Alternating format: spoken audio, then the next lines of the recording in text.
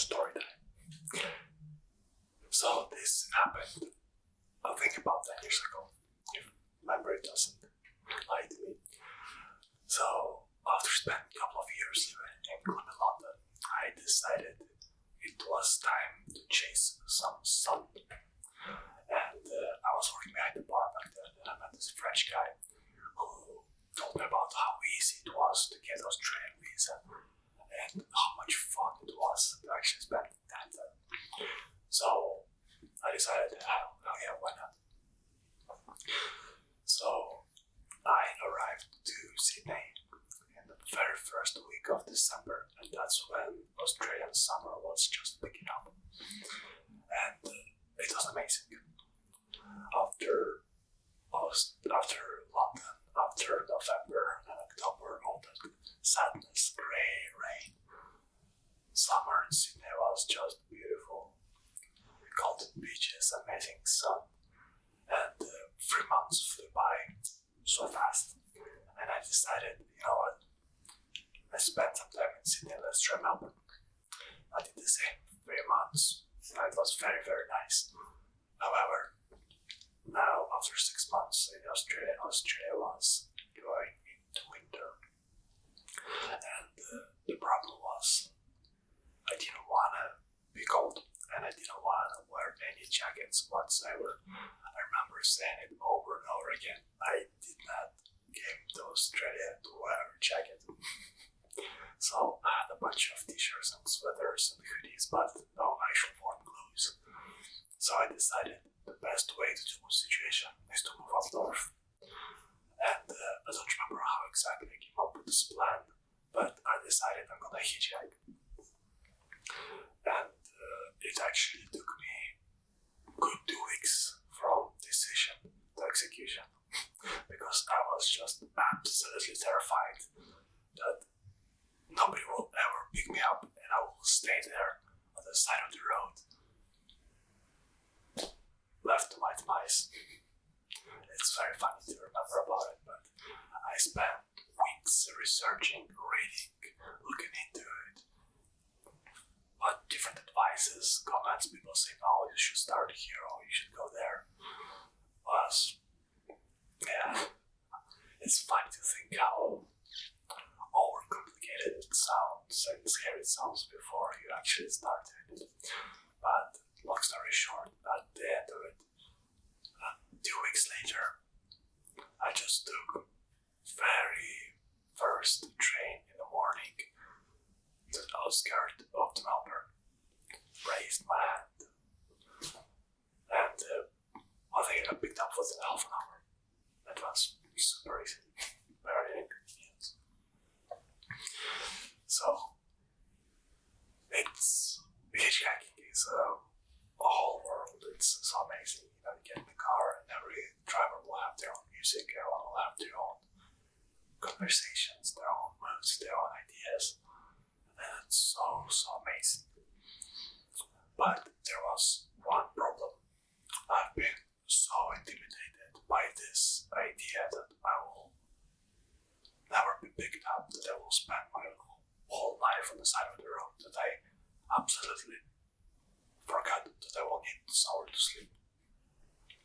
And I got very lucky first night because at the end of the evening, the guy dropped me off at a massive truck stop. So there were McDonald's and some other fast food chains. So I just spent the night sleeping in McDonald's and then I had warm breakfast. And then I just continued on the road. However, the second night, it was a different story. The guy who was giving me a lift in the evening offered actually to stay with him. He said he has a spare room. But I thought I was on a quite a straight road to Brisbane, and I thought if I get lucky, I can get a car that will take me directly to my destination, and I'll be able to sleep in the hostel. That must be a piece of cake, and I think my original goal was to reach Brisbane in 3 days, and I thought I have all what it takes to beat my schedule. So I had another 2 hours before before sunset, and the Dutch guy just dropped me here. So he dropped me on the side of the road, and he took a turn right and went to the small coastal town. And I stayed on that very spot for the next 2 hours without a single car stopping.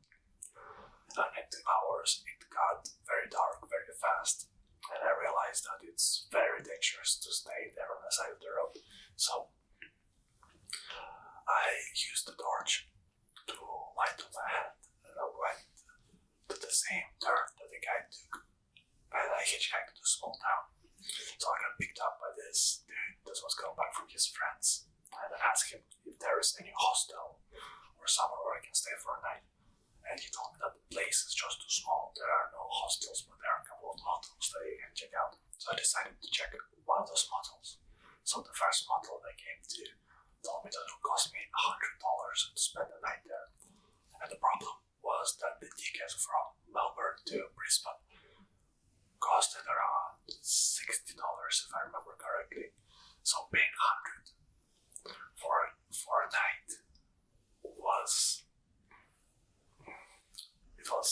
I won't say it was stupid, but it would make the whole hitchhiking experience worthless, unnecessary. It was such a lengthy process. There was so much waiting and walking involved that paying $100 would be just very depressing, the whole experience.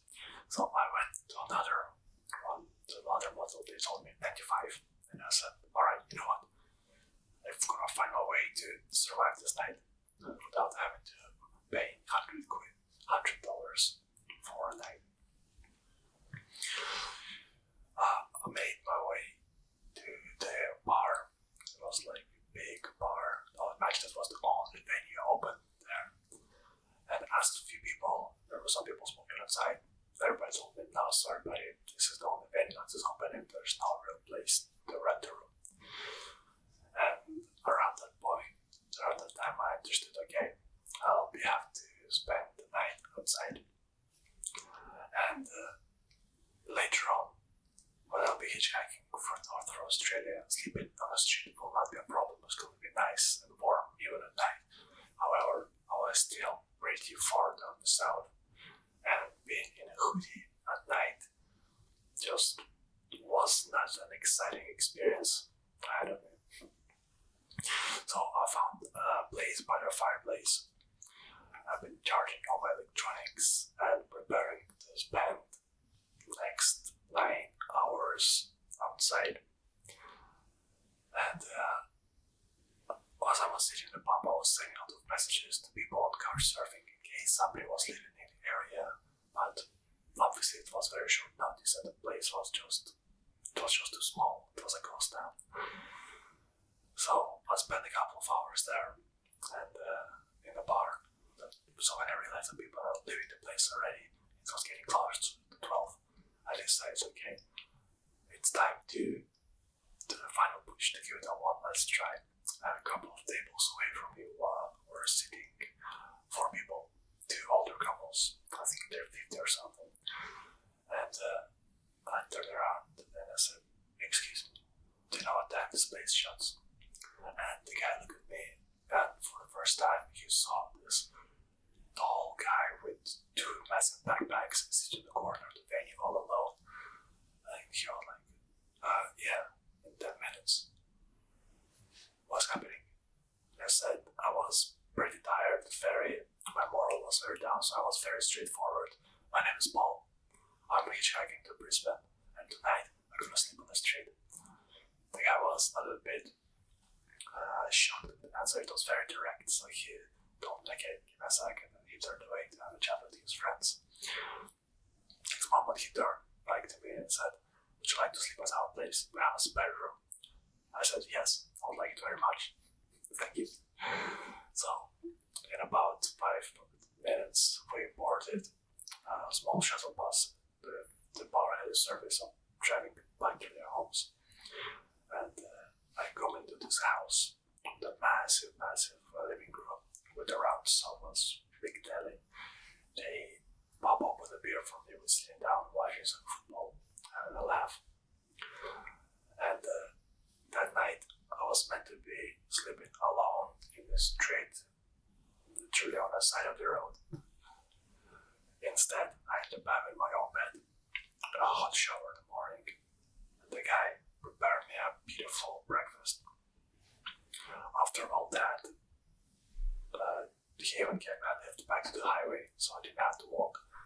And as I said, it's been, I think, about 10 years since it happened. I don't remember the names, unfortunately, I don't remember the name of the town. However, this whole experience of the strangers being so nice and offering me to stay in their place and looking after me, it still warms my heart.